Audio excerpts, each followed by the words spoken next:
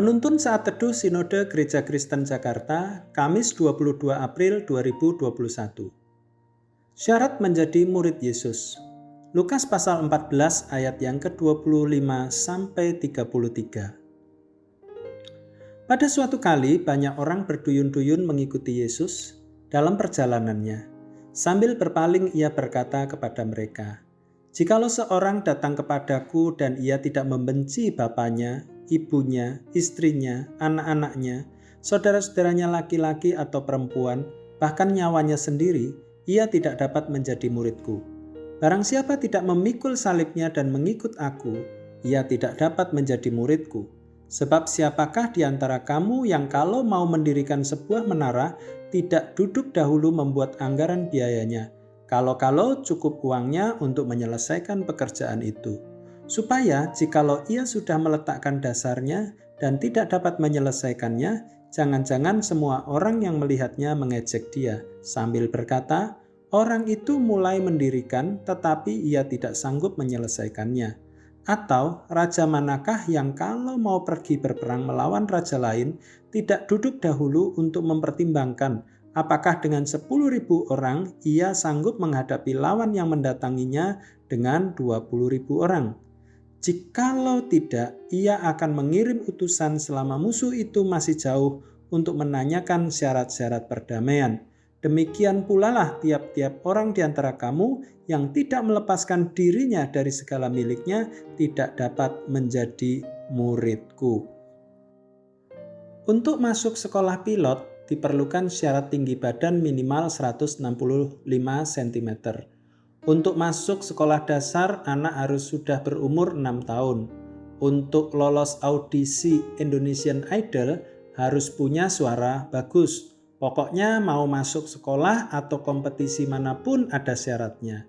Lalu apa syarat untuk menjadi murid Tuhan Yesus? Yesus berkata, "Jikalau seseorang datang kepadaku dan ia tidak membenci bapaknya, ibunya, istrinya, anak-anaknya, saudaranya laki-laki atau perempuan, bahkan nyawanya sendiri, ia tidak dapat menjadi muridku." Ayat 26. Ucapan Yesus bukan berarti membenci secara harfiah. Maksudnya, jika kita mau menjadi murid Yesus, maka komitmen kepadanya perlu diprioritaskan di atas segala komitmen yang lain. Mungkin ada komitmen kepada keluarga yang bertolak belakang dengan komitmen kepada Yesus. Misalnya, dalam budaya tertentu, anak wajib bersumpah di depan peti jenazah ayahnya untuk membalaskan dendam kepada musuh ayahnya. Padahal gaya hidup Yesus adalah mengampuni. Menjadi murid Yesus berarti melepaskan diri dari gaya hidup yang bertolak belakang dengan Yesus. Termasuk soal harta kekayaan. Yesus berkata kepada seorang kaya yang mau menjadi muridnya, "Jualah segala yang kamu miliki dan bagi-bagikanlah itu kepada orang-orang miskin dan ikutlah aku." Lukas 18 ayat 22. Melepaskan diri dari gaya hidup atau budaya yang lama biasanya tidak mudah. Dibutuhkan pengorbanan dan kesediaan menderita. Menjadi murid Yesus berarti bersedia menanggung konsekuensi yang muncul di sepanjang perjalanan. Murid adalah orang yang menaklukkan keinginan di bawah keinginan gurunya. Ia melepaskan gaya hidupnya lalu mengikuti gaya hidup gurunya.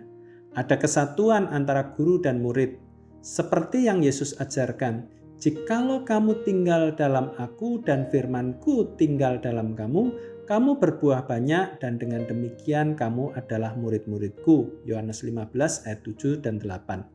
Kita dibentuk oleh Roh Kudus agar mengikuti Kristus yang mengasihi, menaati Bapa di setiap keadaan hidup.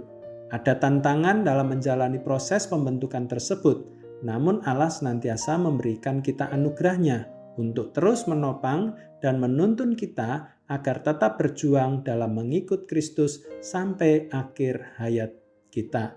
Kita diterima menjadi murid Tuhan Yesus bukan karena kita memenuhi syarat, melainkan karena Tuhan menganugerahkannya. Tuhan Yesus memberkati.